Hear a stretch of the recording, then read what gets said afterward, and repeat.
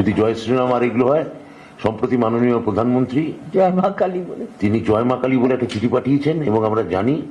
অতীতে বাংলার ডাকাতরা যখন আসতো কোনো গৃহস্থ বাড়িতে ডাকাতি করতে, তা শুরুতে লেখা থাকতো জয় মা কালী। আমরা যদি বিশু ডাকাত, রঘু ডাকাত এদের যদি গল্প পড়ি, তাহলে দেখবেন তারা গৃহস্থ বাড়িতে চিঠি পাঠাতো, চিঠির উপর লেখা থাকতো জয় মা কালী বলে তারা সেই বাড়িতে ডাকাতি করতে যেত, যে অমুক দিন অমুক সময় আমরা অমুক যে হে গৃহস্থ অমুক অমুক মানুষ, আপনার বাড়িতে আমরা ডাকাতি করতে যাব, আপনাকে আগে থেকে সতর্ক করিলাম, অত ভরা পেটি যদি আমাদের বা স্বর্ণমুদ্রা এবং মোহর যদি আমাদের না দেন, এই বলে বিশু ডাকাত, রঘু ডাকাতরা বাংলার গৃহস্থ বাড়িতে ডাকাতি করতে যেত। তা অনেকদিন পর মাননীয় প্রধানমন্ত্রীর লেখা জয় মা কালী চিঠি সম্বোধনে সেই রঘু ডাকাত, বিশু ডাকাতের স্মৃতি আমাদের মনে জাগ্রত করে তোলে।